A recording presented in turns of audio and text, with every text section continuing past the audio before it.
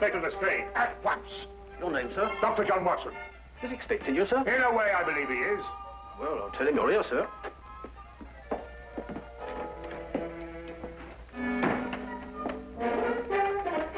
You can go in, sir. Ah, Dr. Watson, I didn't expect to have the pleasure of seeing you again so soon. Will you kindly read that? What is it? Read it. Oh. Yes, sir. Oh. I think it's disgraceful, sir. Absolutely disgraceful. What? Yes, and I'm glad you're here so that I can tell it to you personally. Why, you and I both know that it was Sherlock Holmes who solved the Cunningham case.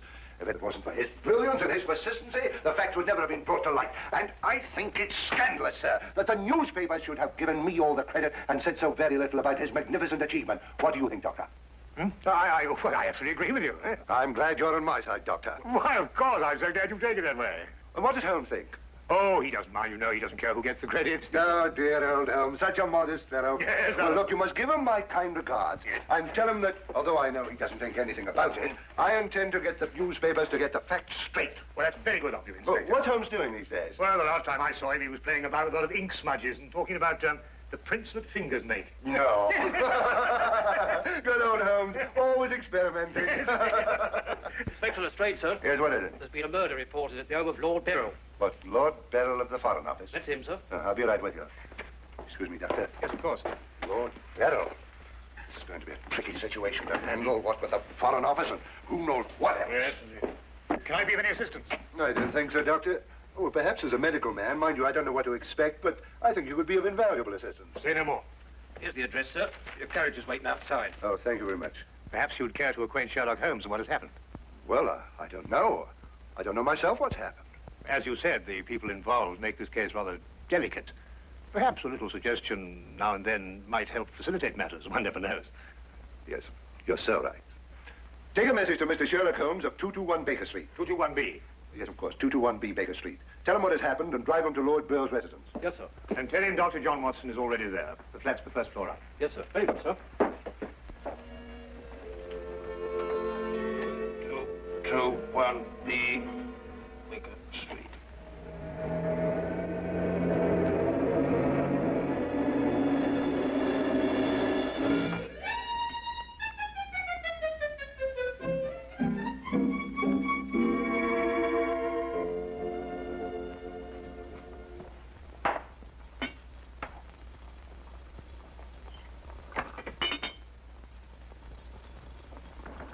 Come in. Excuse me, Mr. Holmes. Yes? A message for you, sir. There's been a murder committed at the home of Lord Beryl. Inspector Lestrade and Dr. Watson have already gone there. Thank you. Would you care to have some tea? Some tea, sir? Yes. Is that what you're making? Oh, come along. Come and have a look at this. I'm working on an extract from a special series of pygmy poisons. How very interesting, sir. Tea? Well, yes, I don't mind if I do. You take milk? Yes, sir, please, sir, if I may. Splendid. Sugar? Thank you, sir. Now, where did I put that sugar? Ah, there it is. Very clearly. Help yourself. Thank you, sir. So. What's this you're doing here, sir? Well, I believe that certain poisons, if taken in the correct doses, can actually have beneficial rather than fatal effects. Now, that's very interesting, sir. Yes, it is, isn't it? And what's all this over here, sir? Oh, that? Oh, those are some tropical leaves. They were sent me by a friend of mine who hunts in that part of the country. The essence, you see, passes through this tube, down here and across the table, and is condensed in that retort there. And what's that stuff in the bottom there? That's lime. That acts as a catalytic agent to combine the essence of the leaves with a dark, tar-like substance, which you can see at the bottom.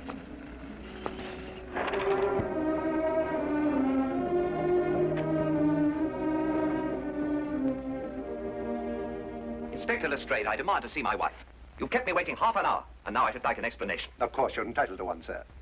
You know that Carl Oberstein was murdered in your study. I was informed of that, and it is a tragedy, of course. But I still don't see that is... Lord Beryl, your wife has confessed to shooting him. What? That's why I couldn't allow you to see her. We were taking her statement. What does she say? Apart from the actual confession of murder, she refuses to say anything. You may go in now if you wish, Lord Beryl.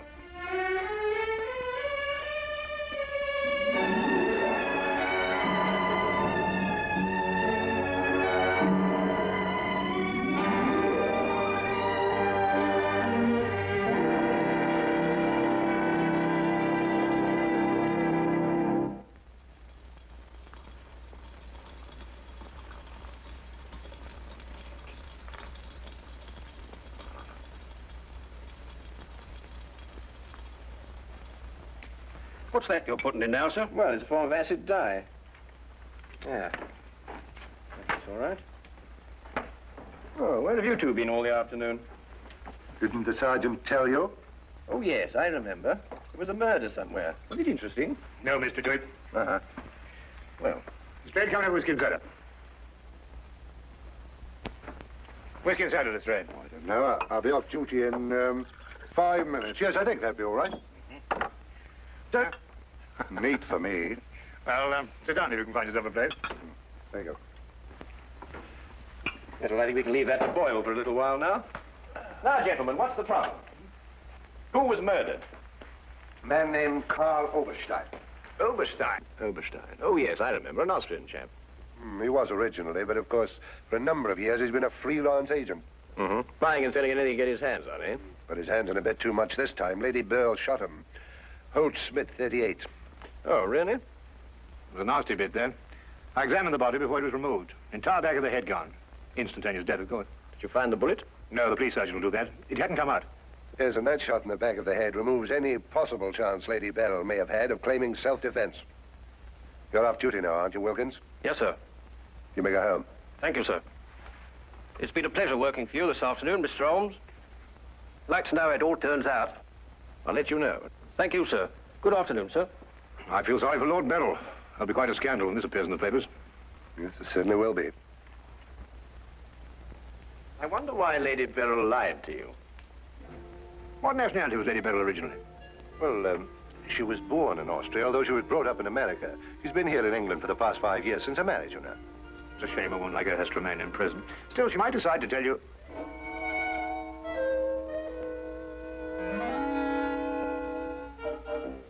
What did you say?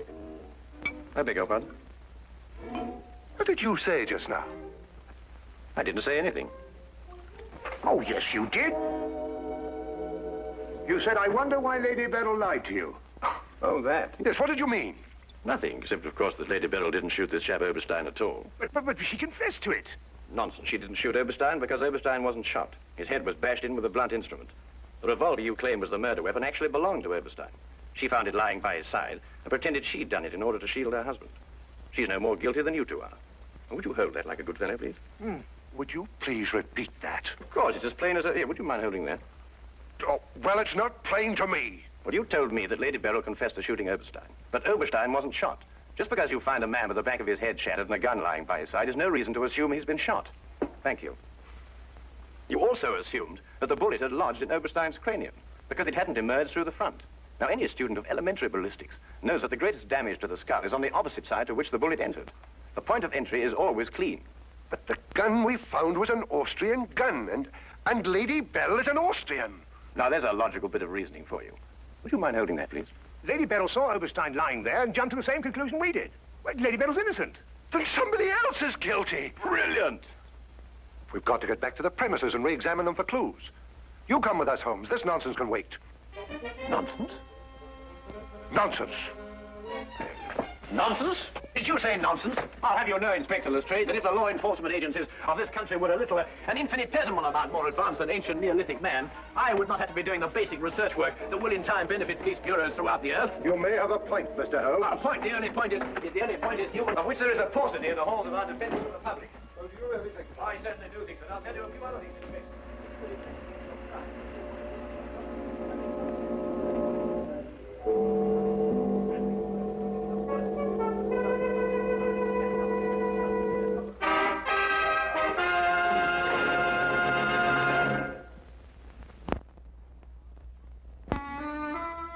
And now we return to the case of Lady Beryl. Yes. Is to be dependent 90% on a good memory. Details, Lestrade. Those are the things. She's in here, and normally I'd detain her for confessing to a crime she didn't commit, but... Well, what with the Foreign Office and all that, I don't believe I will. No, Lestrade, you don't want to hold her. Much easier to solve the crime if she's out. Exactly. Inspector Lestrade.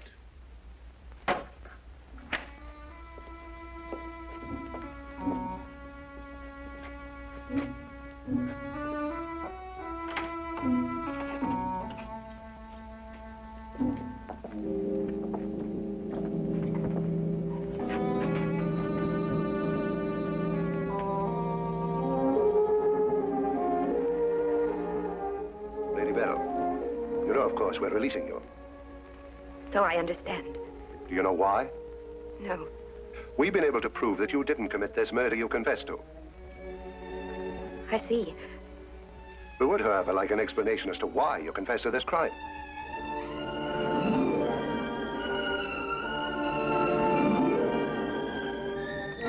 I prefer not to explain my actions, Inspector.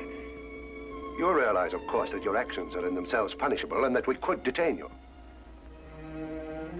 I see. You still prefer to make no statement?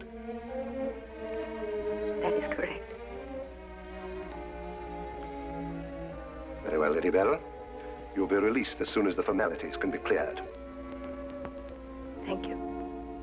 Human beings lie to gain, to cover, or to protect.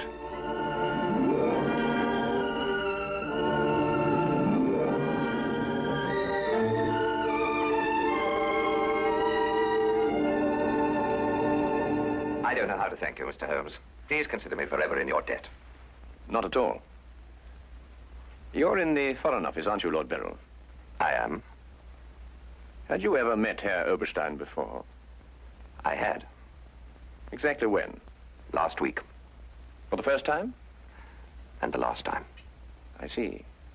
I believe it was his habit to offer large sums of money to men in key positions for the information they may have had in their possession. I believe that was his habit, Mr. Holmes. Thank you. Oh, Lord Beryl, while your wife is on her way here, I wonder if I might look at the premises of the crime. Well, of course, of course. It happened in the study. With your permission.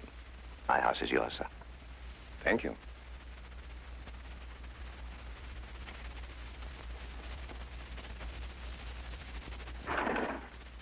Well, now, let me see.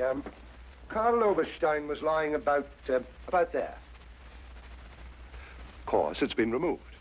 Yes, of course. I see you cleaned everything up with your usual remarkable efficiency, Lestrade. Now, look here, Holmes. I didn't know there was going to be any mystery about this affair. Oberstein's head was here, Holmes. His feet were there. Thank you, Watson.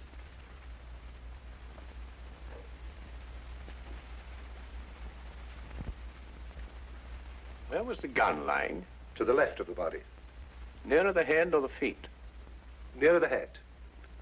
Was Oberstein face up or down? Face up. I had to turn him over to examine him. Has there been any effort made to gain forceful entry into the house? None was reported. What? Lord Beryl, do you use glasses when you read? Yes, I do.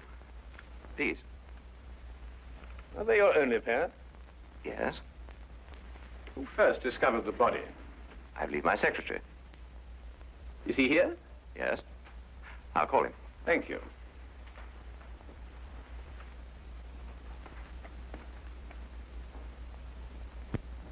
Lestrade, where was Lord Beryl at the time you estimated the crime was committed? He'd been at a meeting with high government officials all day. Oh, good. Why did you ask about the glasses, Holmes? It's because Lord Beryl wears glasses when he reads. But Lady Beryl confessed to a crime she didn't commit. What? This is my secretary, Mr. Ross. You've met Inspector Lestrade and Dr. Watson.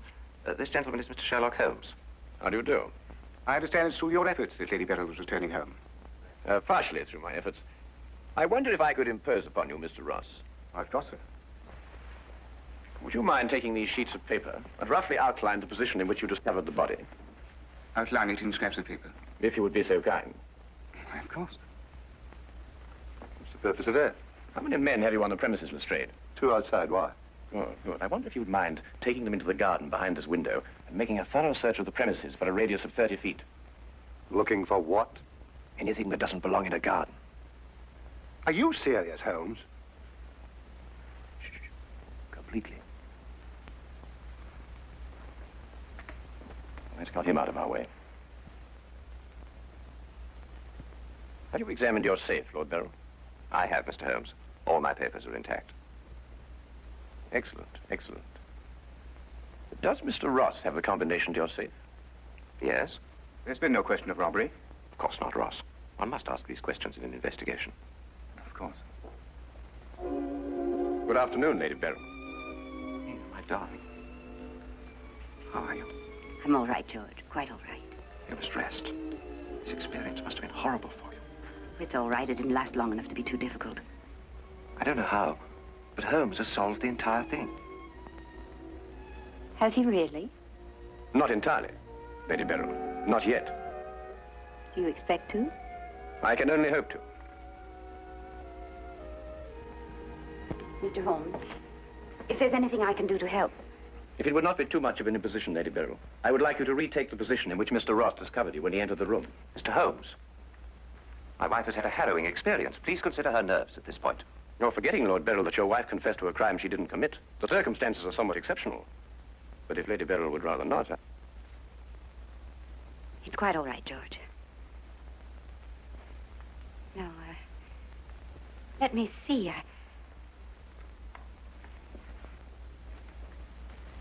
I was standing here. Exactly there? I believe so. Mr. Ross, are you quite certain that that is the position in which Lady Beryl was standing? Well, if you'll pardon my saying so, Lady Beryl, just for the sake of accuracy, you understand, I believe you were standing just a bit further to your left. A little to your left, Lady Beryl. Like that? Yes, I'd say right there. Good.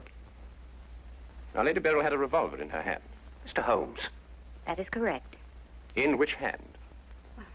My right hand. Mr. Ross? That's right. Lady Beryl's right hand. Lord Beryl, do you happen to have a revolver in the house? Yes, I have. May I have it? I'm not going to ask my wife to... Yes, I am. If your wife has no objection. Of course she has objections. I have no objections, Mr. Holmes.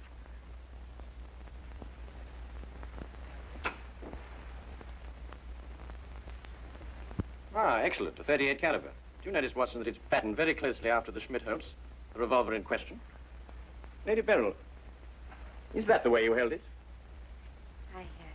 I believe so. Mr. Ross? Yes, it was like that. Mr. Ross, I'd like you to think very hard. A great deal depends on what you're going to say now. As far as you can remember, that was the position of Herr Oberstein's body? Yes, And where in relation to Herr Oberstein's body and Lady Beryl were the broken eyeglasses? over there. There? Yes.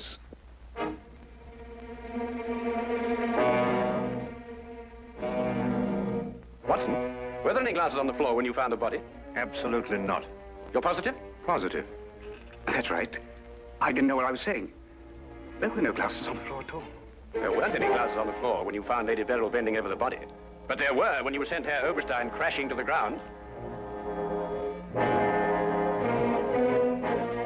Before you run, Mr. Ross, look at Lady Beryl. I don't understand this, Mr. Holmes. Oh, very simple, really.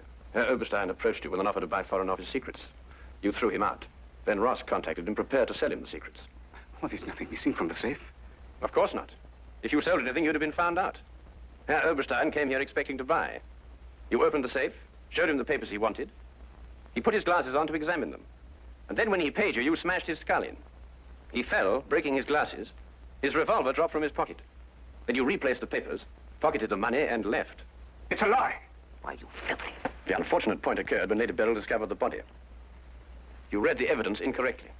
I thought the gun was my husband's. Similar, but not the same. And the glasses. A very common variety of frame. You gathered up the pieces, except a few fragments, and threw the frames away. Yes. Then you lied to protect your husband. Yes. Nina. Brilliant, Holmes. Absolutely brilliant. Thank you, Watson.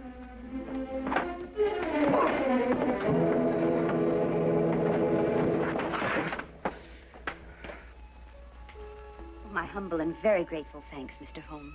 It's been a pleasure to help so brave and noble a woman. I'm still not quite certain what's happened, but I know we shall both be forever indebted to you. I've searched the whole garden, Holmes. Couldn't find anything but this old pair of glasses. They've broken it there. Really? Mr. Holmes has solved the entire case, Inspector. He has? How? By the little things, Lestrade.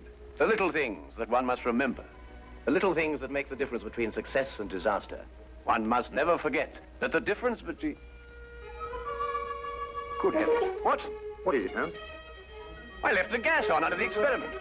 All Baker Street will be blown up. Holmes, I turned it off. Oh, Lestrade, hold that? Holmes! Holmes!